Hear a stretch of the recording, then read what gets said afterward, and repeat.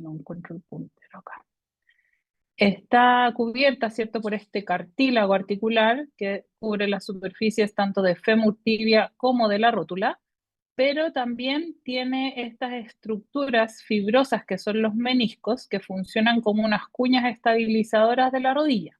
¿Ya? Estos meniscos tienen esta forma característica de semiluna que hace que el cóndilo femoral se posicione dentro del menisco y funcione como estabilizador.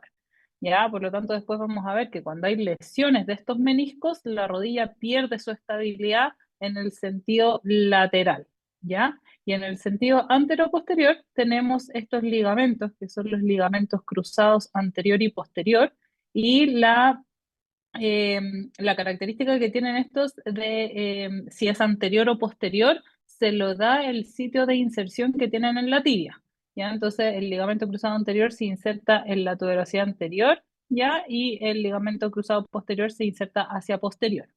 Y además tenemos estos ligamentos colateral medial, perdón, colateral lateral, acá, y colateral medial, ¿cierto? Que también le dan la estabilidad principalmente en movimientos de varo y valgo a la rodilla. ¿Bien? Aquí tenemos otra visión que es con la rodilla en flexión, donde podemos ver claramente la carilla articular de los cóndilos femorales que van a estar en contacto con esta carilla articular de la tibia. ¿Ya? Y otra cosa importante es esta tróclea femoral, ¿cierto? Que es un surco intercondilar que tiene el fémur, que es por donde se desplaza la rótula. ¿Bien? Muchas veces hay patologías donde hay displasias de esta tróclea que hacen que se genere una inestabilidad de la rótula y eso al mismo tiempo puede generar fenómenos de luxación, subluxación o disfunciones patelofemorales, ya que también es importante tenerlas en consideración. En cuanto a los músculos de la rodilla, acá vamos a tener músculos principalmente que vienen desde el muslo y que se insertan en el polo inferior de la rodilla, ¿cierto? En la cara anterior vamos a tener el cuádriceps, que es este músculo con cuatro vientres musculares que se unen en un tendón conjunto, ¿cierto? Que pasa por sobre la patela y se continúa con el tendón rotuliano. ¿Cierto? Y entonces aquí distinguimos los tres bastos, basto medial, intermedio y lateral, y por encima del intermedio tenemos el recto anterior del fémur. Si nos vamos al compartimento medial, ya vamos a tener acá una combinación de músculos de la cara anterior del cuádriceps, como es el sartorio, que es este primero que se ve acá, ya, y músculos isquiotibiales, ya, como el semitendinoso y el semimembranoso, que también van a tener una aponeurosis común acá en la inserción, formando lo que se conoce como la pez anserina o la pata de ganso. Bien, y por lateral vamos a tener principalmente esta banda fibrosa que es la banda iliotibial, que es una banda fibrosa que se continúa por toda la cara lateral del muslo, perdón, hasta llegar a su vientre muscular, que es un músculo muy pequeño que se encuentra a la altura de la cadera, que es el tensor de la fascia lata. Bien, y por posterior vamos a tener este músculo que es el bíceps femoral, ¿cierto? Que se va a insertar acá en el tubérculo posterior del peroné. En cuanto a la exploración física de la rodilla, obviamente acá el examen físico es súper importante para determinar cuáles son las estructuras que están doliendo. Obviamente, la inspección nos va a dar al tiro una idea de qué es lo que está pasando y ahí obviamente podemos identificar asimetrías en cuanto a aumento de volumen, ¿cierto? Acá tenemos un aumento del tamaño aquí bastante evidente. Obviamente podemos ver también problemas de alineación, ¿cierto? Donde podemos destacar en este caso un valgo, perdón, pero también podemos tener un genuvalgo o un genu recurvatum. Bien, y también podemos observar cambios de coloración de la piel, ¿cierto? Etcétera. También tenemos que ir a palpar esta rodilla y aquí cuando palpamos tenemos que palpar todo. hay que palpar superficies óseas, hay que palpar las interlíneas para ver si hay dolor en relación a los meniscos, hay que ir a palpar si existe o no la presencia de derrame articular, ¿cierto? Que ahí tenemos el signo del peloteo o del choque rotuliano, ¿ya? Y vamos a palpar también las inserciones tendinosas, por ejemplo, la inserción de la pata de ganso o la inserción de la banda iliotibial o el polo inferior de la rótula para ver la inserción del tendón rotuliano, ¿cierto? En niños y adolescentes, en adolescentes sobre todo es súper importante ir a evaluar la tuberosidad anterior de la tibia, ¿ya? Porque hay algunos cuadros de apofisitis como el Osgood-Schlatter, ya que es súper frecuente en niños adolescentes deportistas que se les inflama esa apófisis de inserción y se pueden generar incluso fracturas. Bien, y posteriormente tenemos que evaluar los rangos de movimiento, ¿ya? En general, la rodilla, el movimiento más general que tiene es de flexión y extensión, ¿cierto? Tenemos una extensión de 0 grados, ¿cierto? Hasta una flexión máxima de 140 grados. Y tiene grados mínimos de rotación externa y rotación interna. Pero ojo cuando evalúen la rotación interna y externa porque muchas veces se confunde con las rotaciones de la cadera. ¿Ya? Entonces ahí en general se evalúa con una flexión de rodilla de 90 grados. Em,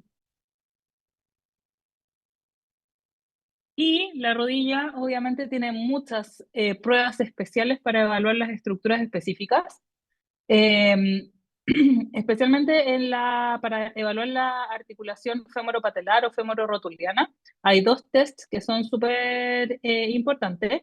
Tenemos el test del cepillo o el test de Sole, ya que básicamente cuando yo hago presión sobre la rótula, o sea, presiono la rótula sobre el fémur y intento hacer una movilización medial a lateral, ¿cierto? Y de arriba hacia abajo, eso va a generar dolor y eso es un cepillo positivo o un Solen positivo. Y también está el signo de aprensión, que básicamente yo tengo que presionar la región medial de la rodilla con una rodilla en flexión de unos 20 a 30 grados. Y si el paciente hace como una maniobra de retirada o de flexión de rodilla en signo de defensa, eso hace entender que hay algo de inestabilidad rotuliana. En cuanto a la articulación femorotibial, básicamente tenemos que, como el cóndilo femoral se articula con la tibia en la base de los meniscos en el fondo, cualquier cosa que genere como alteración de la mecánica del menisco nos va a dar alguna luz de que puede haber una patología. Entonces, ahí podemos encontrar los chasquidos, ¿cierto? Los bloqueos, crepitaciones y el dolor a la palpación de las interlíneas, tanto medial como lateral. En cuanto a las maniobras meniscales, hay muchísimas descritas. Las más fáciles de aplicar en la clínica son la de McMurray y Apley. ¿Ya? Aquí básicamente McMurray lo que se hace es que se toma al paciente obviamente acostado en decúbito supino, ¿cierto? Y se realiza una flexión de rodilla, ¿cierto? Siempre tocando, acá el médico está tocando la interlínea y con la otra mano toma el pie y hace movimientos de rotación interna y rotación externa de la tibia, ¿ya? Entonces, yo hago rotación interna y genero una extensión de la rodilla y veo si es que se genera algún fenómeno de pinzamiento y lo mismo cuando hago la rotación externa. Si existe dolor o sensación de bloqueo, es un McMurray positivo.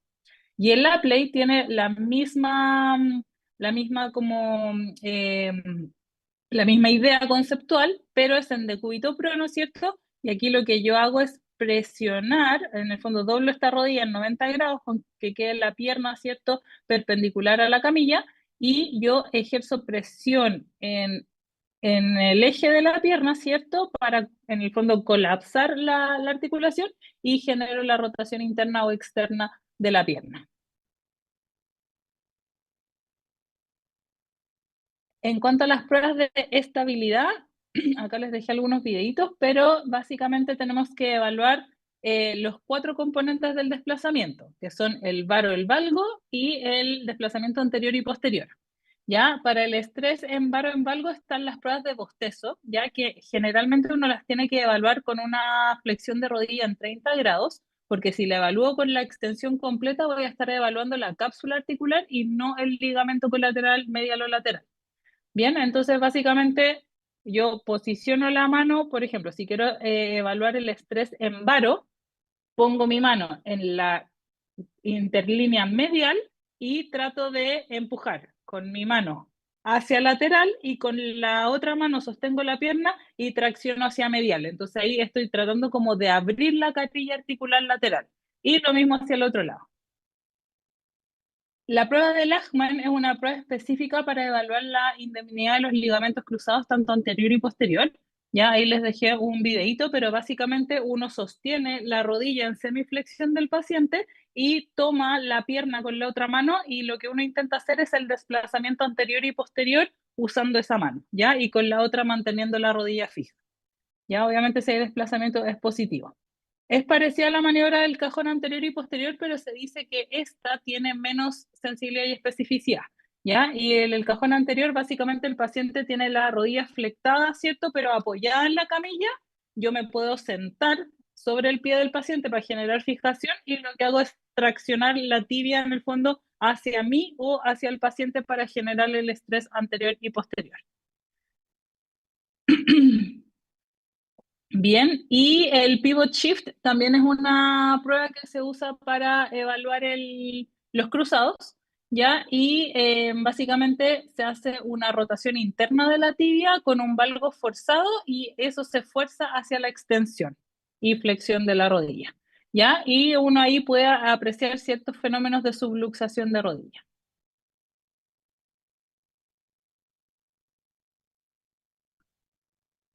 Bien, en cuanto a los exámenes complementarios, obviamente vamos a partir el estudio con la radiografía y aquí tenemos muchas proyecciones que podemos pedir dependiendo de lo que queramos evaluar. Ya, la radiografía AP básicamente nos sirve como aproximación inicial para evaluar patología ósea y articular, ya, y también cuando queremos hacer mediciones de ejes. Bien, la proyección lateral siempre se hace con una rodilla en flexión de 30 grados y es la mejor proyección para valorar el derrame articular, ¿ya? Si bien la radiografía no es el examen de elección para eso, uno igual lo puede detectar, ¿ya?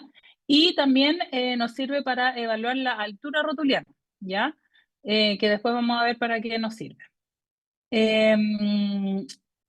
La proyección de túnel nos va a servir para, perdón, la axial nos va a servir para evaluar la superficie y la alineación de la articulación femoropatelar, ¿ya? Y también nos permite calcular un ángulo súper importante que es el ángulo de congruencia entre la patela y el fémur.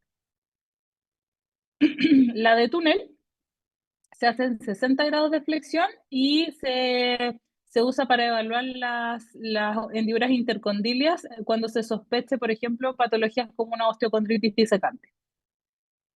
La proyección de Fick o proyección intercondilia se usa para valorar la posición posterior de los cóndilos femorales y la eminencia intercondilia de la tibia, ya que muchas veces se pueden producir fracturas por avulsión cuando hay lesiones del ligamento cruzado.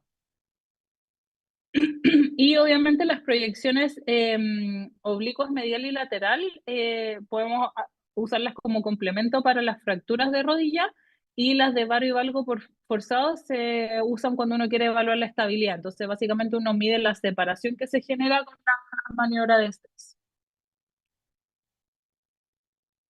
En cuanto a la eco, ya obviamente la eco nos va a servir para evaluar partes blandas principalmente. Igual hay algunos que se pueden haber algunos hallazgos a nivel de las superficies óseas, pero principalmente nos sirve para evaluar tendones, músculos, ¿cierto? Y la articulación. ¿Ya? Y en los músculos, o sea, en los huesos, cuando hay avulsiones, luxaciones o cuerpos extraños principalmente. En cuanto al TAC y la resonancia, el TAC en general nos permite ver hueso, entonces lo vamos a usar cuando necesitamos evaluar fracturas, ¿cierto? Estudios rotacionales, para planificar cirugía cuando queramos poner una prótesis, etcétera. Y también nos sirve para realizar diagnósticos y tratamientos guiados por TAC, ya algunos tratamientos percutáneos, etcétera. Y la resonancia, yo creo que es el mejor examen para evaluar la rodilla porque nos entrega información de todo, ¿ya? Pero por sobre todo nos entrega información sobre la carilla articular, ¿cierto? Que con ninguno de los otros exámenes la logramos ver, sobre el cartílago, los meniscos y todo lo que está ocurriendo dentro de la articulación. Bien, entonces, partiendo con la patología traumática de rodilla, ¿cierto? Ya habíamos visto fracturas de fémur proximal cuando vimos cadera, ¿cierto? Entonces ahora vamos a ver las fracturas de fémur distal. Generalmente tienen un componente intraarticular y la gran mayoría que está desplazada requieren un tratamiento quirúrgico, sobre todo porque es una articulación de gran carga. Se dan principalmente en accidentes de alta energía o pacientes con osteopenia que han sufrido caídas, ¿ya? Pero en estas son más frecuentes las de fémur proximal que las de distal. Y el manejo generalmente quirúrgico es con osteosíntesis, que puede ser con placa o tornillo o con algunos clavos o placas percutáneas. La fractura de platillos tibiales también es una fractura que se asocia a traumatismos de alta energía y generalmente se asocia a mecanismos de carga axial asociada a un varo o un valgo forzado más flexión o extensión excesiva de la rodilla. Hasta el 60% se asocia a roturas de menisco ya por este mismo mecanismo como de torsión, ¿cierto? Y el 25% se asocia a lesiones del ligamento cruzado anterior. Estas fracturas suelen sangrar bastante, por lo que tienen alto riesgo de síndrome compartimental y obviamente siempre hay que ir a evaluar las lesiones ligamentarias asociadas. Hasta un 75% va a desarrollar una artrosis postraumática de rodilla, principalmente por esto, por el componente intraarticular que tienen estas fracturas, ¿cierto? Y siempre por acá cercano al peroné, ¿cierto? Y por acá, cercano al cóndilo tibial, ¿cierto? Pasan paquetes vasculonerviosos, por lo tanto siempre hay que evaluar el compromiso neurovascular. Y se clasifica según la clasificación de Schatzker, ya del 1, donde tenemos solo un rasgo de fractura, ¿cierto? Grado 2 tenemos este rasgo de fractura asociado a una depresión del platillo.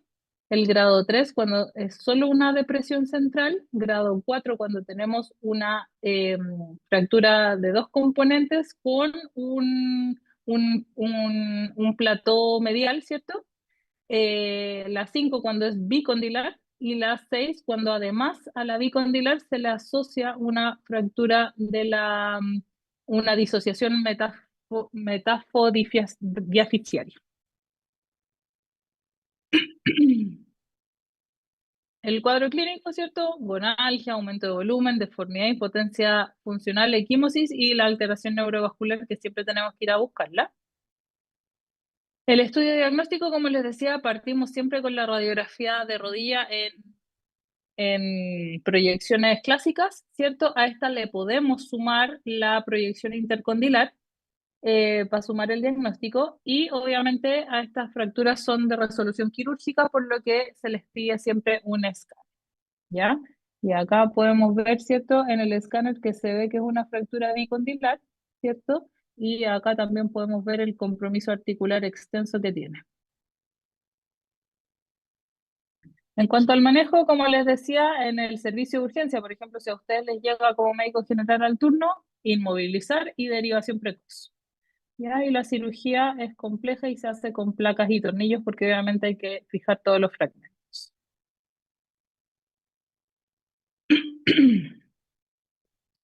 En cuanto a la fractura de patela, ya es una fractura relativamente frecuente dentro de todas las fracturas, ya porque la patela está muy expuesta, ya y el mecanismo generalmente es directo, donde genera fracturas con minutas de patela, pero también existe el mecanismo indirecto que se produce por tracción del aparato extensor de la rodilla, ya y en ocasiones se asocia a avulsiones del tendón patelar. El cuadro clínico, lo mismo, aumento de volumen, derrame articular, deformidad. Cuando son estas bipartitas, ¿cierto? Se puede palpar el gap por lo mismo, porque está muy superficial la patela. Y se puede asociar a una limitación de la extensión de rodilla cuando hay compromiso del aparato extensor. Bien. La mayoría de las veces se puede reducir de forma espontánea a menos que en el fondo los fragmentos estén demasiado desplazados. El tratamiento puede ser ortopédico cuando hay poco desplazamiento y cuando tengo indemnidad del aparato extensor. Y es quirúrgico cuando hay mucha conminución, ¿cierto? Mucho desplazamiento. Y ahí lo que se hace es un obenque, que básicamente es este como entramado de alambres, ¿cierto? Que lo veíamos también en las fracturas de olecranon, ¿ya? Y cuando hay compromiso del aparato extensor, se hace reinserción del tendón. En cuanto a la fractura de la diáfisis tibial, ¿cierto? Son traumatismos de baja energía y ahí en general el componente es espiroideo, o cuando son de alta energía son transversas y conminutas. Eh, Gran porcentaje son fracturas expuestas y el tratamiento puede ser conservador, donde se hace una reducción e inmovilización con un yeso y descarga por un mes, ¿ya? Y después se hace un traslado a una órtesis funcional que va a permitir la carga, pero después de un mes. Y cuando son expuestas o muy conminutas, se hace tratamiento quirúrgico, donde se puede hacer un fijador externo en el caso de las expuestas o un clavo endomedular en el caso de las cerradas.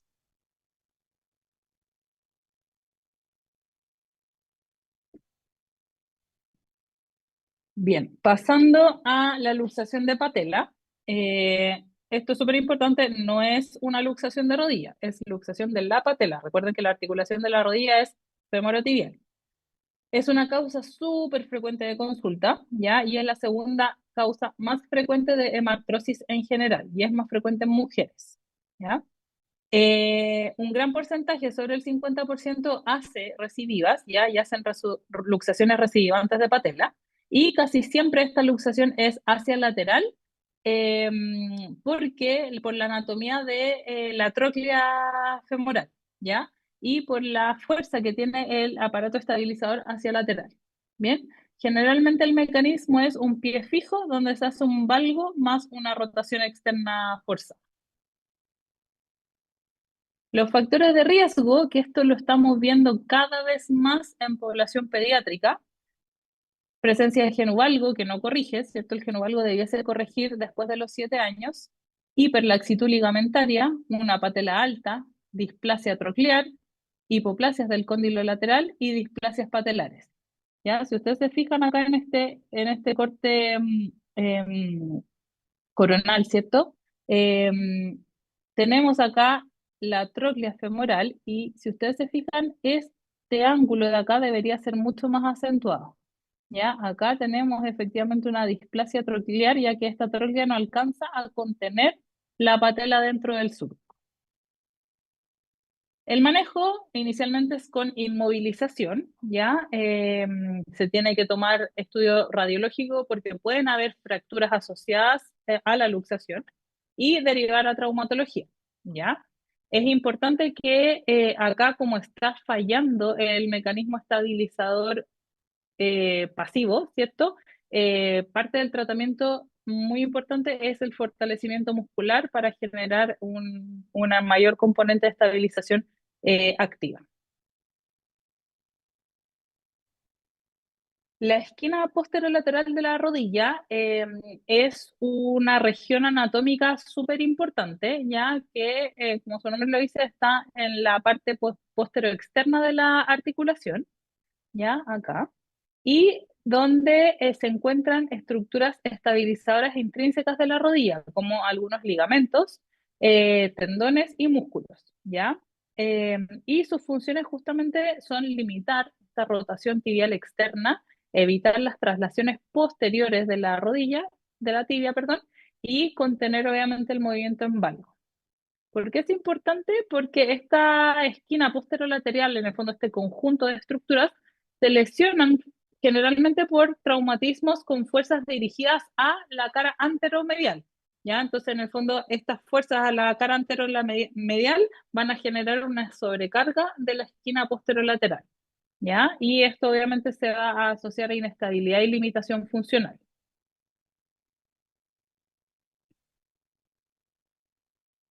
Bien, pasamos entonces a lesiones ligamentarias bastante frecuentes, ya sobre todo en deportistas, como la lesión del ligamento cruzado anterior. Esta es la primera causa de hemartrosis, ya el cruzado anterior sangra mucho y generalmente el mecanismo es un valgo con una rotación sin contacto, ¿ya? Si se fijan acá, estoy haciendo un valgo forzado, ¿cierto? Y mi pie está fijo, ¿ya? Entonces me genera, el cuerpo del futbolista va hacia allá, ¿cierto? Y el pie está apuntando hacia allá. Entonces me genera este fenómeno de rotación. Frecuentemente se asocia a lesiones meniscales, a lesiones del colateral medial y a lesiones de la esquina posterolateral. También puede estar presente la fractura de Segond, que es una avulsión de la espina tibial lateral, y a fracturas anterolaterales del cóndilo femoral. ¿Ya? Entonces, cuando tenemos un paciente con sospecha de lesión de cruzado, tenemos que ir a buscar todas estas lesiones asociadas.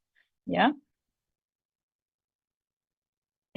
Por eso es que en estas lesiones frecuentemente se estudian con resonancia, ¿ya? Eh, entonces, en la urgencia vamos a partir, obviamente, el estudio con la radiografía y la resonancia se hace de forma diferida. ¿Por qué? Porque como hacen mucha sinovitis y mucha hemartrosis, muchas veces la resonancia inicial, la imagen no sale tan clara por este líquido en el fondo que se está acumulando. Entonces uno le da tiempo a la articulación para que se desinflame un poco y hace la resonancia de forma diferida. El manejo Profe, inicial es pregunta. conservador, dígame. En esos casos no es bueno como retirar el líquido, como para la imagen. Sí, sí, se puede hacer, pero no siempre está la posibilidad en las urgencias de hacer artrocentesis ahí mismo.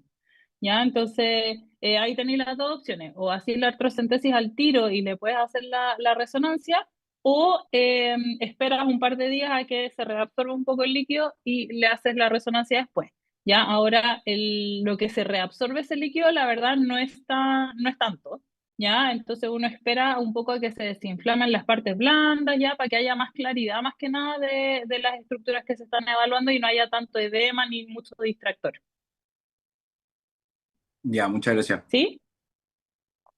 Sí, Ya, buenísimo. pues, entonces el manejo inicial es conservador, ya aquí este es como el protocolo más antiguo que hay de manejo conservador, ya hoy en día como que se conocen, se han probado distintos protocolos, pero esto es como lo mínimo que queda, que básicamente es la protección de la articulación, o sea, hay que inmovilizar.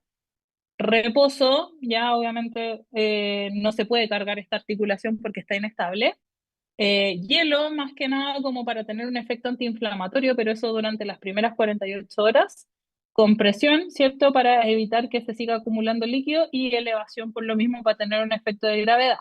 Obviamente hay que darles analgesia y se puede hacer carga parcial con bastones, pero dependiendo del grado de inestabilidad, tiene que ser con inmovilización de rodilla o no.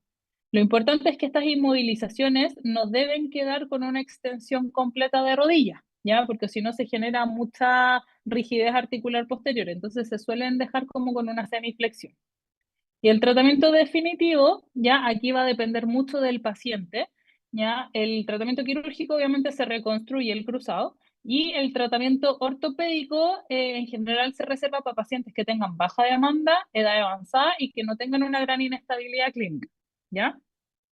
Por ejemplo, Alexis Sánchez se corta el cruzado, lo operan al día siguiente, ¿ya?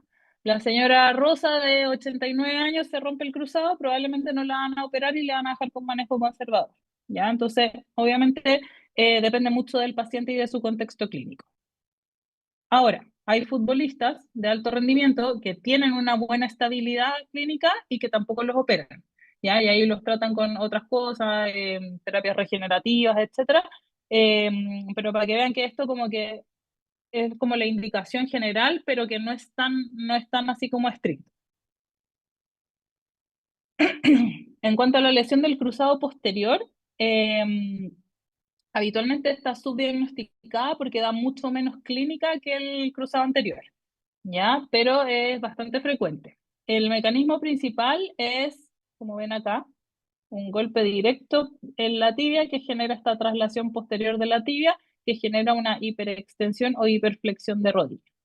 Y generalmente se asocia a lesión de la esquina posterolateral y luxación de rodilla. El estudio, igual que el cruzado anterior, ¿cierto?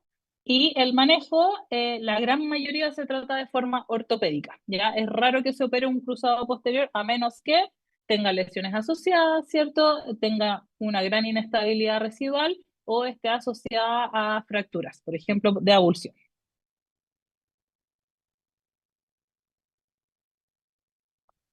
Saliendo un poquito de la articulación a los ligamentos externos, tenemos el colateral medial, que es la lesión ligamentaria más frecuente, ¿ya?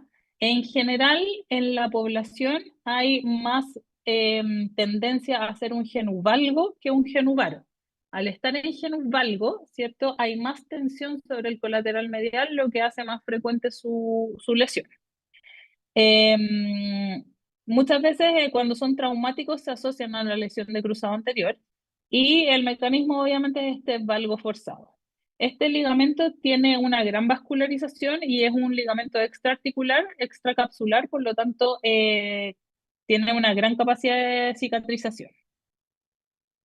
Eh, Genera este dolor bien localizado en la cara medial de rodilla que se nos puede confundir un poco con el dolor de la interlínea. Entonces, ahí obviamente las pruebas especiales nos van a ayudar a distinguir si es que es un colateral medial o si es un menisco, por ejemplo. Y el paciente puede referir inestabilidad de la marcha y la prueba de bostezo va a ser positiva, ¿ya? Y se clasifica según la clasificación de los esguinces que vimos, ¿cierto? Grado 1 solo distensión y grado 3 cuando ya tenemos una inestabilidad objetiva.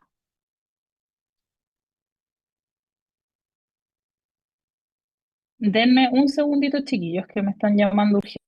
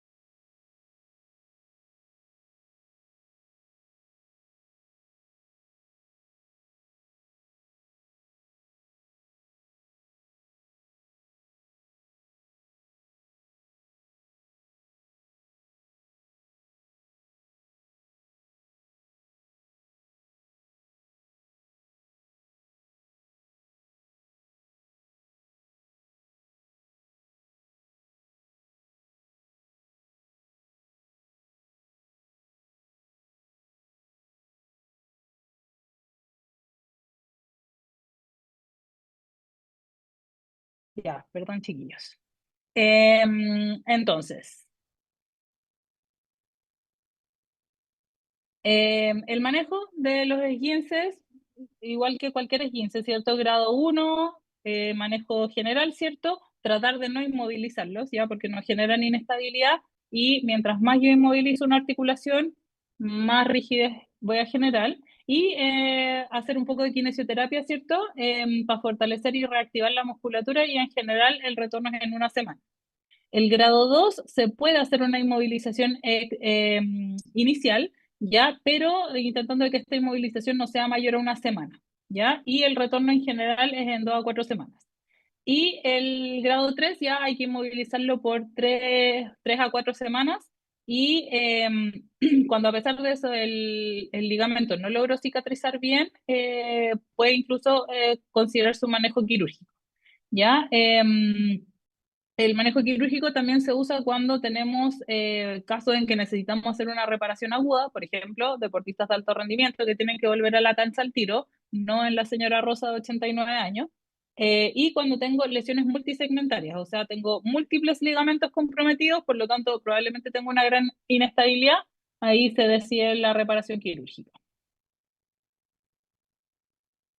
En cuanto al colateral lateral, su lesión aislada es bastante poco frecuente y generalmente se asocian a lesiones de la esquina posterolateral o del cruzado posterior. Y el mecanismo es un varo forzado. Genera en este caso dolor en la cara lateral, aumento de volumen y Como es extraarticular, no se asocia mucho derrame, ¿ya? Y como les mencionaba, el ligamento está por acá y aquí mismo está el peroneo común o fibular común, ¿ya? Entonces es muy frecuente la lesión nerviosa asociada, ¿ya? En cuanto al estudio, se hace radiografía generalmente, la resonancia confirma el diagnóstico, también se pueden hacer ecografías, pero la ecografía está un poco limitada en la evaluación de lesiones asociadas, por eso en general se prefiere la resonancia. Y el manejo, lo mismo. Ortopédico, cuando están estables, ¿cierto? Aquí sí se hace una inmovilización en extensión, pero como les digo, no más de 1 a 2 semanas y kinesioterapia precoz. Y el quirúrgico, cuando hay inestabilidad residual, cuando hay lesiones combinadas con la esquina posterolateral. Y en general la técnica cambia un poco si es agudo o crónico. En el agudo se repara y en el crónico se reconstruye con un injerto de otro ligamento. Bien. Pasando entonces a las lesiones meniscales, ya acuérdense que los meniscos son estabilizadores, ¿cierto? Estas cuñas estabilizadoras en forma de C, y son súper importantes porque además de esta estabilidad nos sirven para la transmisión de cargas en el eje de la rodilla, ¿cierto? Y también tienen propiedades propioceptivas, ¿ya? O sea, le dan una sensación de orientación a nuestra articulación y nutricias, ¿ya? Para el resto de los elementos dentro de la articulación. En cuanto al mecanismo, en pacientes jóvenes generalmente es por trauma deportivo, donde se hace un varo o un valgo forzado asociado a una rotación con pie fijo. Entonces, en el fondo, este mecanismo de rotación del fémur sobre la tibia lo que hace es como pellizcar el menisco y ahí genera la rotura. Y en adultos, cada vez más jóvenes, se puede observar un daño degenerativo del menisco, ¿ya? Y tenemos esta clasificación de los tipos de roturas, ¿cierto? Tenemos las roturas verticales, ¿ya? Que pueden ser una rotura vertical simple, una en asa de balde simple y en una de asa de balde doble. Tenemos las roturas horizontales, ¿cierto? Oblicuas y radiales. Y las de en pedículo, ¿ya? Que aquí estas frecuentemente generan un fragmento que queda como flotando dentro de la articulación y al igual que estas de asa de balde, generan bloqueos articulares. ¿Ya? Entonces, estas dos son las que frecuentemente, en algún momento, si es que están muy sintomáticas, requieren tratamiento quirúrgico. Doctora, Dígame. disculpe, que dijo que cada vez ocurren más jóvenes. Sí. ¿Y eso es por algo en específico?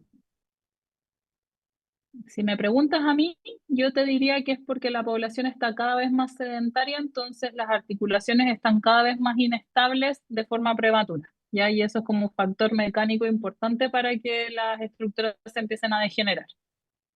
Mm, Lo mismo gracias. pasa en la columna, ¿ya? Bien, el cuadro clínico, ¿cierto? Es un dolor compatible con menisco, o sea, tiene que ser un dolor en la interlínea, ¿cierto? Frecuentemente se asocian a derrame articular eh, y en general los pacientes lo refieren como en los mecanismos de rotación de rodilla. Por ejemplo, van caminando y cambian de dirección, les pinzo el menisco. Y también cuando, por ejemplo, se van a levantar de la silla después de estar mucho rato sentados, les pinza el menisco. Y están las pruebas especiales que habíamos mencionado antes, ¿cierto? El Apple y el McMurray, que ahí les dejo los videitos. El estudio diagnóstico, como les decía, hay que ver dentro de la articulación, por lo que la resonancia es el gol estándar. ¿Ya? Y si se fijan, acá estamos viendo un corte sagital, ¿ya? Donde acá está este triangulito negro es el menisco, ¿ya? Aquí tenemos cuerno anterior y acá tenemos el cuerno posterior, ¿ya? Y si se fijan, el cuerno anterior se ve bonito, negrito, pero el cuerno posterior tiene esta línea blanca, ¿cierto? Que es una rotura del menisco. El tratamiento, obviamente los objetivos son aliviar el dolor y evitar la progresión de la lesión, ¿ya? Mientras más lesionado está el menisco, a palabras simples, más temprano nos va a llegar la artrosis, ¿ya? Porque si el menisco no funciona, la rodilla está inestable, se me desgasta el cartílago. El tratamiento conservador es para las lesiones estables, más que nada estas lesiones que no generan gran inestabilidad clínica, pero además no se asocian a bloqueos, ¿cierto? Eh, Ni pinzamientos invalidantes, ¿ya? Y el manejo parte con la quimio, ¿ya? Porque en el fondo yo tengo que fortalecer esa rodilla para que esté estable. Y se pueden hacer infiltraciones que pueden ser con corticoides cuando tengo mucha sinovitis o con plasma rico en plaquetas que se ha demostrado que tiene cierto potencial regenerativo sobre el menisco. Y el manejo quirúrgico, como les decía, lesiones inestables o lesiones sintomáticas a pesar del tratamiento conservador. Bien, entonces acá un cuadro resumen, ¿cierto? De las lesiones ligamentarias con el mecanismo de lesión, la presencia de derrame, cuál va a ser el examen físico, el estudio imagenológico y el tratamiento, para que tengan para estudiar. ¿Dudas hasta ahí? No por mi parte, profe. Súper. Todo claro.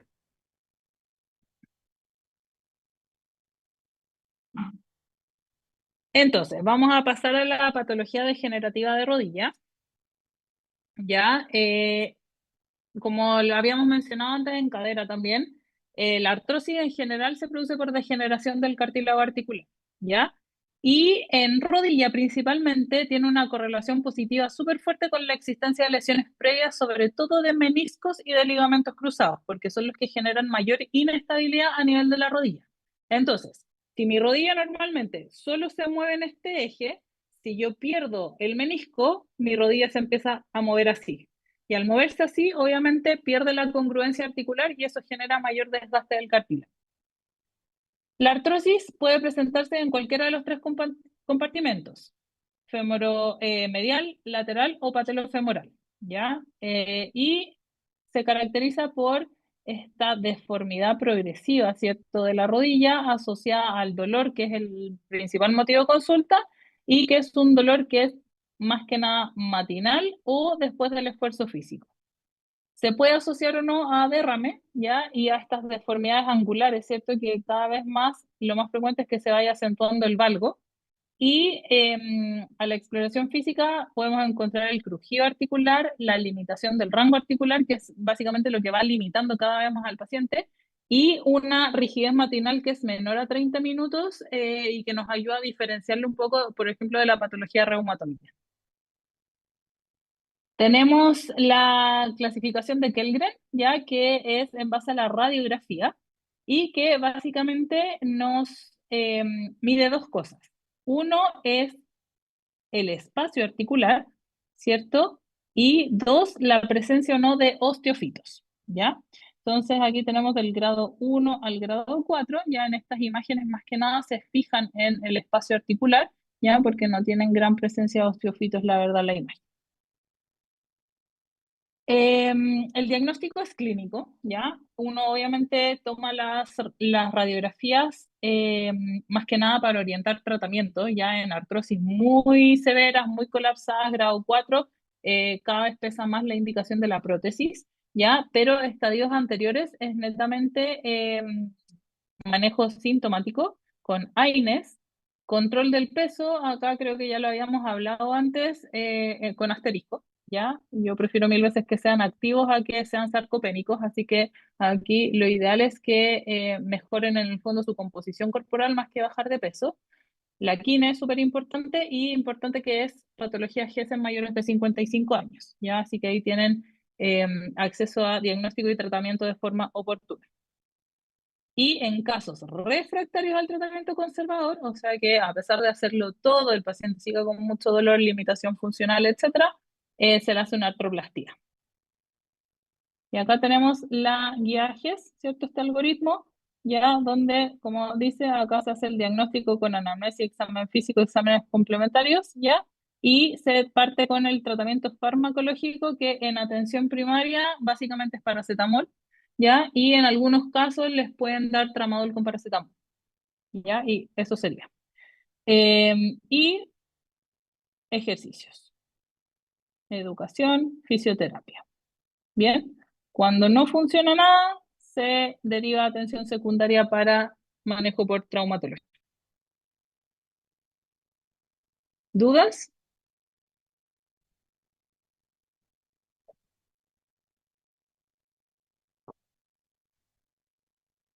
No, profe, todo bien. Bien. Vamos entonces a tobillo y pie. En cuanto al tobillo, la patología traumática más frecuente es el esguince. Yo creo que todos nos hemos esguinzado alguna vez en la vida del tobillo. ¿Ya? Es el 30% de consultas en una urgencia traumatológica, ¿ya? Y el mecanismo más habitual es la inversión con un pie en pie en flexión plantar. Y la clasificación se puede clasificar como cualquier esguince, ¿cierto? En grado 1, grado 2 o grado 3, pero también es importante clasificarlos según localización, ¿ya? Y aquí tenemos los esguinces altos, donde tenemos asociadas lesiones de la sindesmosis, que eso nos dan criterios de inestabilidad de tobillo, y los esguinces de tobillo bajos, que son los más frecuentes, donde aquí tenemos la clásica lesión del tibio fibular anterior, antiguamente el peroneo estragalino anterior, y el calcáneo fibular o peroneo calcáneo. Y estos son sobre el 90% de los esguinces de tobillo. En cuanto a la anatomía, ¿cierto? Recordar obviamente este complejo ligamentario lateral del tobillo, que es el que se lesiona con mayor frecuencia, ¿ya? Donde tenemos este tibio fibular anterior, que es el primero que se lesiona, después el calcáneo fibular, ¿cierto? Y el talofibular posterior. Bien, es raro tener una lesión del talo fibular posterior por sí sola, ya generalmente se van rompiendo como por etapas, entonces se rompe este, después se rompe este y después se rompe este, ¿ya? En cuanto al examen físico, siempre, siempre, siempre examinen de la rodilla hacia abajo cuando tengan un esguince, ¿ya? Siempre ir a palpar el cuello del peroné porque existen fracturas asociadas, no sé si alguna vez han escuchado la fractura de Mesonet, ¿ya? Que cuando yo tengo un esguince fuerte o una fractura del tobillo, la energía del traumatismo viaja a través de la sindesmosis, rompiendo la sindesmosis y sale por la cabeza del peroné generando una fractura del peroné proximal. ¿Ya? Entonces, si yo le hago, por ejemplo, solo la radiografía de tobillo, para arriba me va a pasar desapercibida la fractura. ¿Ya? Entonces, siempre tengo que ir a evaluar desde proximal. Siempre tengo que ir a palpar los maleolos, palpar los ligamentos y palpar el navicular y la base del quinto metatarsiano, que son lesiones frecuentemente asociadas y que se pueden asociar a mecanismos de avulsión ósea también. Bien, aquí está la clasificación que sabemos de los esguinces, ¿cierto? En grado 1, grado 2 y grado 3. Y esto es súper importante, que son los criterios de Ottawa, que nos van a orientar a cuándo debemos pedir una radiografía del tobillo, ¿ya? Entonces tenemos este diagrama, ¿cierto? Con estos puntos, ¿ya? Que son el borde posterior o la cabeza del maleolo lateral, ¿ya? El borde posterior o la cabeza del maleolo medial, la base del quinto metatarsiano y el navicular. Bien, entonces, acá según los criterios de Ottawa, tenemos que pedir la radiografía si tenemos sensibilidad en el punto A, ¿cierto? Que era el maleolo lateral, ¿cierto? O en el maleolo medial, o si tenemos incapacidad de cargar peso sobre el tobillo inmediatamente. Bien, en el fondo cuando lo evaluamos en la urgencia. Y cuando tengo sensibilidad en el punto C, que era la base del quinto, ¿cierto? O en el D, que era el navicular, ¿cierto? O incapacidad de cargar peso. Bien, entonces si tengo cualquiera de esos puntos sensibles positivos, tengo que pedirle sí o sí una radiografía. El manejo siempre ortopédico de partida, si es que es solo un esguince y no tiene lesiones asociadas, ¿ya? Y es súper importante aquí la kinesioterapia precoz, ¿ya? Porque si no el tobillo se pone rígido, los ligamentos no cicatrizan y empiezan las tendinopatías asociadas, ¿ya? Que ahí frecuentemente son las tendinopatías de los peroneos las que empiezan a generar en el fondo cuadros de dolor crónico a nivel del tobillo. El manejo quirúrgico generalmente se reserva para los esguinces grado 3 cuando generan gran inestabilidad de tobillo o cuando son esguinces refractarios, en el fondo con dolor refractario, que es un dolor de origen ligamentario. Y ahí lo que se hace son artroscopías más que nada. En cuanto a las complicaciones, están los fenómenos de pinzamiento de tobillo, ya que generalmente se asocian a la inestabilidad, ¿ya? Y esta inestabilidad crónica, que es en el fondo el paciente que dice, yo camino y me tuerzo el pie, camino y me tuerzo el pie, ¿ya? Entonces, esos casos podrían considerarse para cirugía. En cuanto a la fractura de tobillo, ya aquí tenemos que tiene una distribución bimodal, ¿cierto? Pacientes jóvenes deportistas o pacientes adultos mayores asociados a fragilidad. Y las ubicaciones más frecuentes son la fractura aislada del maleolo, ¿ya? O las fracturas bimaleolares, como acá, que tenemos fractura acá y acá. ¿Ya? Y el mecanismo de lesión generalmente son torsiones. En cuanto a la anatomía, obviamente acá lo que les mencionaba, tenemos todo este complejo ligamentario de tobillo, ¿ya? Que todos estos se pueden ir a romper cuando tengo una fractura de tobillo, ¿ya? Así que obviamente hay que ir a evaluar la sindesmosis con todos sus componentes. En cuanto a la clasificación, tenemos la clasificación de Danis-Weber, que los clasifican tipo A cuando son bajo la sindesmosis, tipo B cuando son transsindesmosis y el tipo C cuando son suprasindesmosis.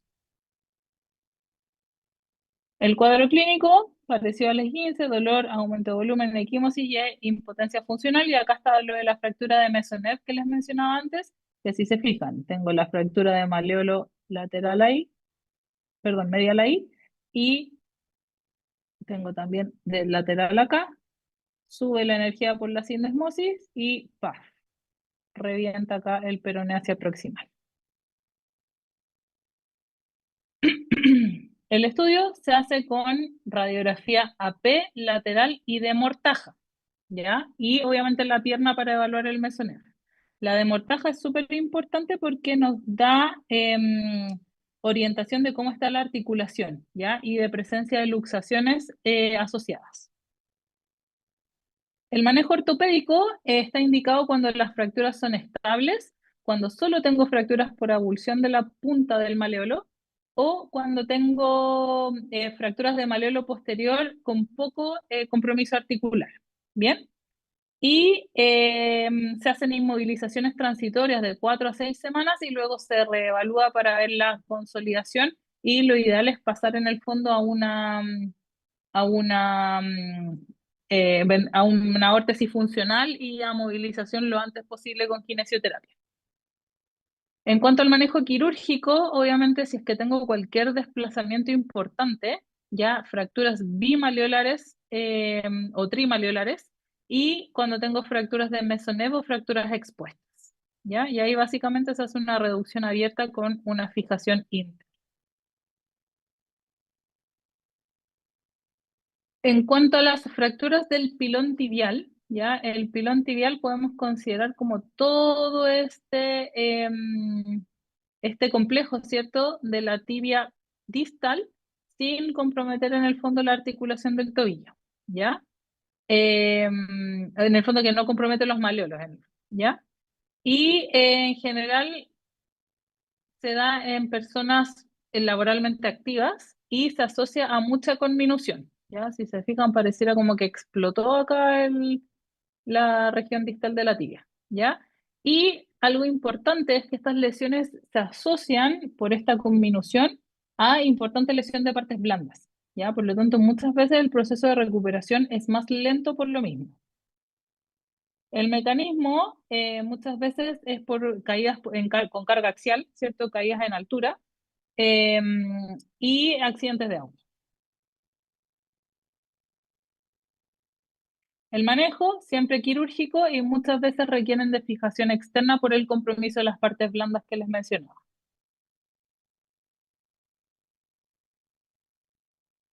Bien, pasando a las roturas traumáticas del tendón de Aquiles, ya son más frecuentes en hombres y los factores de riesgo tenemos varios.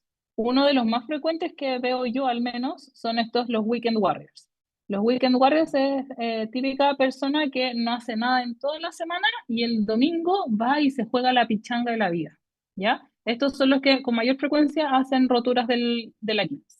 También se ha visto asociado al uso de antibióticos como las fluoroquinolonas o a las infiltraciones locales con corticoides cuando son repetidas. Y el mecanismo es en general esta flexión plantar forzada y repentina. Eso es lo más frecuente, ¿ya? Típico, están jugando la pichanga, van a partir el pique y sienten lo refieren como un piedrazo en la región posterior de la pierna. Esta sensación de pop, ¿sí?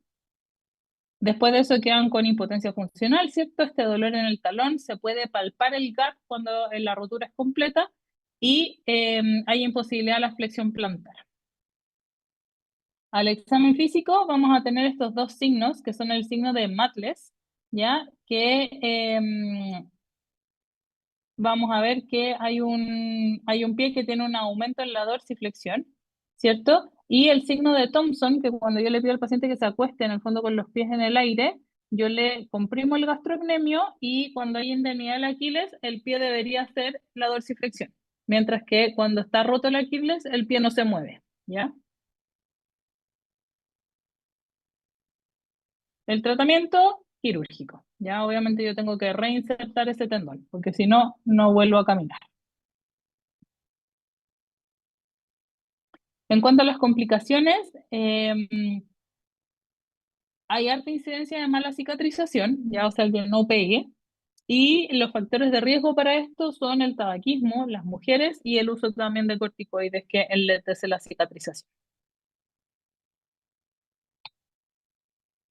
Bajando ya al pie, tenemos las fracturas del quinto metatarsiano. Ya es una lesión muy frecuente en ABS y muchas veces se asocia a fracturas por estrés.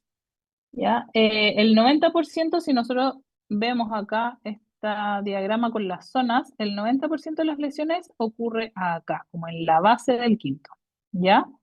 Y hay distintos mecanismos asociados, ¿cierto? Pero en esta zona de acá es la que vemos más en deportistas por sobrecarga. Esta de acá, zona 1, es más frecuente traumática. Como les decía, tenemos distintos tipos de fractura, ya esto es como un dato rosa, no es necesario que se lo sepan con tanto detalle, ya, pero básicamente las fracturas de la apófisis estiloides, ya, acá, se manejan con inmovilización corta, 3 a 4 semanas y carga precoz, mientras que las fracturas de Jones, que es esta fractura en el fondo por estrés, se maneja con yeso con descarga por 8 semanas, ¿ya? Y cuando hay desplazamiento, se tiene que hacer cirugía. Y las fracturas por estrés, en estas sí o sí hay que hacer descarga, ¿ya? Y como es pie, no sacamos nada con movilizarlo, sino que tiene que quedar con muletas, o sea, tiene que ser una descarga total. Cuando ya son crónicos, se hacen cirugías. Otra patología frecuente es la lesión de Lisfranc, ya que es esta luxación tarsometatarsiana que se produce en este sector, en este segmento de acá, y que se produce por la ruptura de la articulación entre la cuña medial y la base del segundo metatarsiano. ¿Ya? Entonces, ahí. Aquí hay un ligamento que es el ligamento interóseo, ya, o ligamento de Lisfranc también le dicen, ya, que es el que se rompe y tiene distintas manifestaciones dependiendo del grado de severidad, desde un esguince leve hasta una luxación severa de la articulación. El cuadro clínico, algo súper característico, es esta equimosis plantar. ¿ya? Entonces, si ustedes tienen un paciente que tuvo, por ejemplo, una dorsiflexión plantar, porque se tropezó, por ejemplo, y evoluciona con un dolor en el tarso y tiene esta equimosis, sospechen al tiro un LISFI, ¿ya? Hay distintos tipos, como les decía, dependiendo de la incongruencia articular que haya, ¿cierto? Y del desplazamiento medial de los fragmentos, ¿ya? Entonces tenemos las tipo A, donde hay una incongruencia total de los 5 metatarsianos, ¿ya? La tipo B, donde hay una incongruencia parcial de una o más articulaciones, ¿ya? Y las tipo C, donde hay divergencia. Entonces, unos dedos se van para un lado, otros dedos se van para otro lado. En cuanto al estudio imaginológico, se hace inicialmente con radiografías y lo que vamos a ver en el fondo es este ensanchamiento del intervalo entre el primer y el segundo rayo, ¿ya? Y acá, por ejemplo, en la lateral podemos ver una luxación hacia arriba, ¿cierto? Hacia cefálico de la base del quinto metatarsiano, del primer metatarsiano, perdón. Manejo, estas fracturas siempre se derivan porque la gran mayoría de las veces son de manejo quirúrgico, ¿ya? Y se les hace una reducción abierta con fijación interna. Algunos casos no desplazados que les hacen radiografías con carga y no generan gran desplazamiento, o sea, como esguinces leves, se podrían tratar de forma ortopédica, pero la verdad es que son por el mecanismo de lesión, la mayoría de las veces no son tan estables. Otra lesión similar, ya, pero un poquito más hacia proximal es la lesión de Chopard, ya, o la luxofractura de Chopard, que se produce esta luxación de la articulación medio tarsiana, ya, entre el talón navicular y calcáneo cuboide. Es frecuente en accidentes de alta energía o en deportes, y lo importante es que, como se produce acá, ya, produce una deformidad importante porque se puede generar una caída en el fondo de este arco plantar. ¿Ya? Y el manejo de estas, se puede hacer una reducción cerrada y manejar con yeso, ya en descarga, pero si la inestabilidad persiste, son de manejo quirúrgico.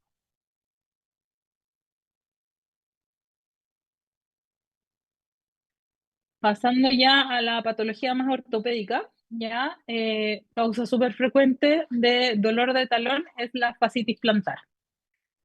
Es frecuente dentro de las consultas al traumatólogo y tiene un pic de incidencia en los adultos de mediana edad.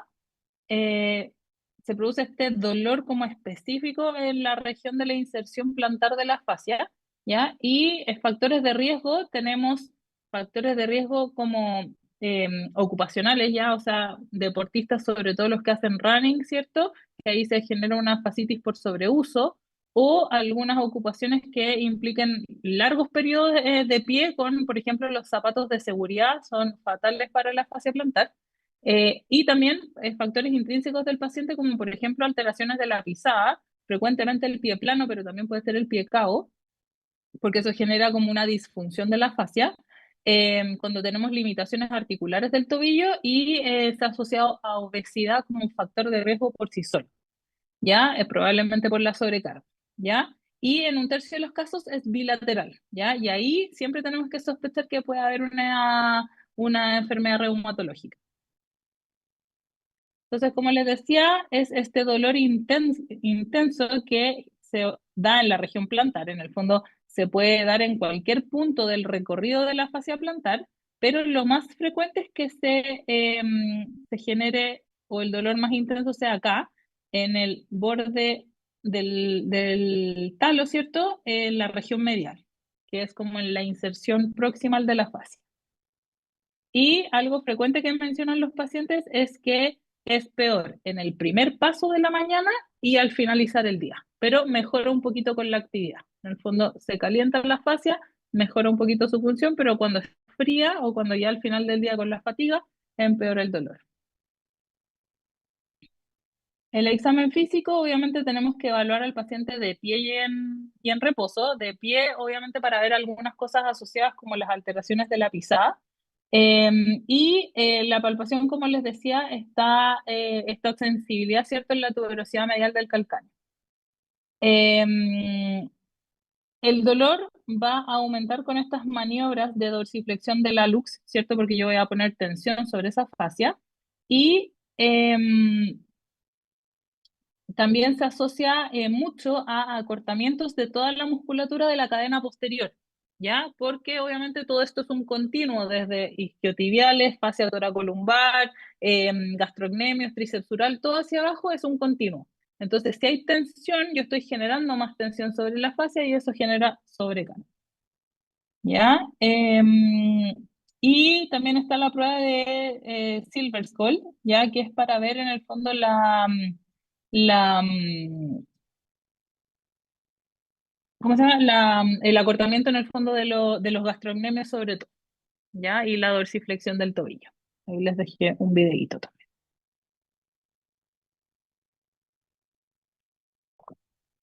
En cuanto al estudio diagnóstico, de nuevo, diagnóstico absolutamente clínico. Con la ecografía ya tenemos acá una fascia, si se fijan, esta línea brillantita de acá es el calcáneo y estas líneas que van acá arriba es la fascia plantar. Acá tenemos una fascia plantar relativamente normal, ¿cierto? Y acá la del otro lado tenemos esta fascia engrosada y hipocogénica, ¿cierto? Que está inflamada. También podemos hacer la radiografía donde podemos encontrarnos con este hallazgo que es el famoso espolón calcáneo, ya que muchas veces se genera esta osificación de la fascia plantar por la sobrecarga. Y también podemos encontrar en el fondo esta fascia hipervascularizada, que son signos de inflamación. Manejo es netamente conservador, ¿cierto? El 90-95% resuelve al año, ¿ya? Se puede hacer un poco de reposo relativo, obviamente limitar un poco las actividades, hacer kine, etcétera. Recomendar calzado adecuado, ¿ya? Frecuentemente cuando son personas que trabajan con zapatos de seguridad, hay que hacerles certificado para que les autoricen a usar zapato blando. Se han recomendado también el uso de algunas órtesis como las taloneras de silicona, pero la verdad es que no andan tan bien. Se pueden hacer infiltraciones con corticoides cuando son fascitis muy inflamatorias y las ondas de choque cuando ya tenemos calcificaciones o espolones calcáneos. ¿Ya? También hay otras técnicas como la fisioterapia invasiva, donde se hace electroestimulación ahí sobre la fascia, que andan bastante bien para el control del dolor. ¿Dudas?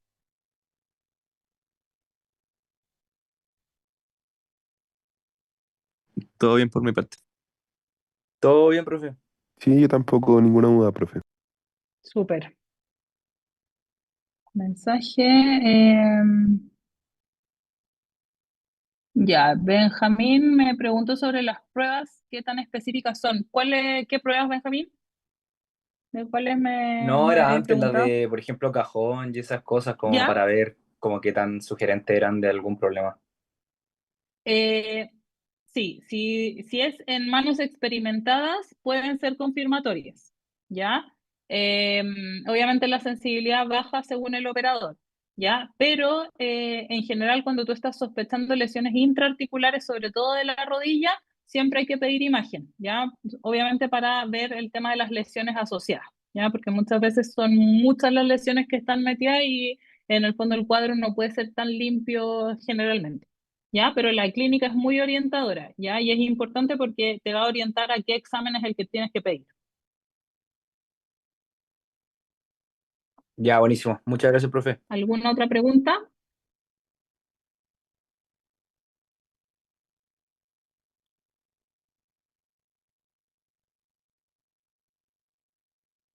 Ya, chicos. Creo que nos queda la última clase, pero ya es a vuelta del 18.